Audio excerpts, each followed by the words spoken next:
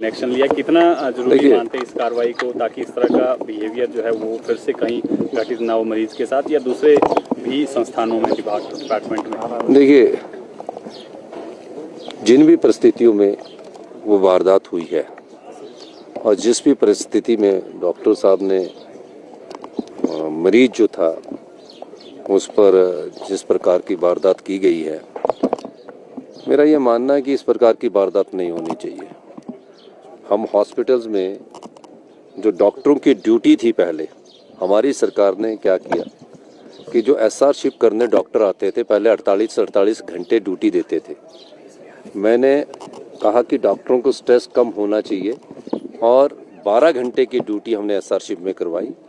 और SR shift का जो हम पहले स्टाइफंड देते थे, जो 65,000 से बढ़ाकर 1,30,000 किया, 1 लाख किया।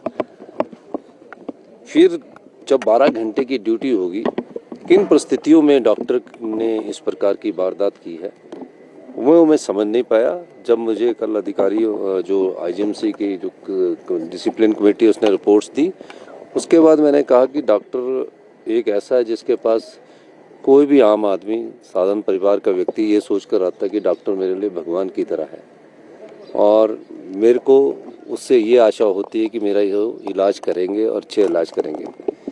अब उस पेशेंट का जो मैंने उस रिपोर्ट्स में आया है, वो सिर्फ पल्मोनरी बेड के खाली बेड में था, जहाँ उसकी तबीयत किसी की पेशेंट की खराब होती तो ऐसे बैठ जाता है।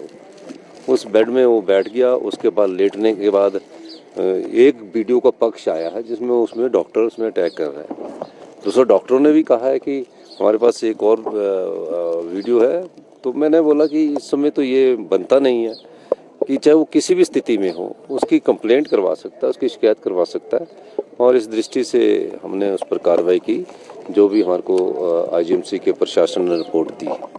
दूसरा, आईजीएमसी में कैसे डॉक्टरों की सुरक्षा को भी प्रदान करना है, और मैं उसका भी अभी मैंने अधिकारियों को कहा कि इसका अध्ययन करिए कि पेशेंट के साथ कितने आदमी आईजीएमसी जाएंगे और डॉक्टरों को भी सुरक्षा मिलनी चाहिए। डॉक्टर भी कोई ऐसा ना हो कि उसके बाद वहाँ कुछ वारदात हुई है तो उस सारे मामले में हम बातचीत कर रहे हैं, और निश्चित रूप से डॉक्टर ने जो किया वो गलत था। सर, डॉक्टरों की एसोसिएशन ने एक प्रदेशव्यापी आंदोलन की भी बात कही है। अगर एक तरफा कार्रवाई की और एक तरफा कार्रवाई हुई तो प्रदेशव्यापी आंदोलन करेंगे, इस धमकी को किस तरह से? देखिए, सरकार में सब बातचीत संवाद के द्वारा होती है, वो लोकतंत्र में अगर इस प्रकार की धमकी की बात नहीं है, वो उन्होंने कहा होगा, वो जो भी कहेंगे बात सुनी जाएगी। और सरकार ने इस पर कार्रवाई की है, ये फैसला है। धन्यवाद।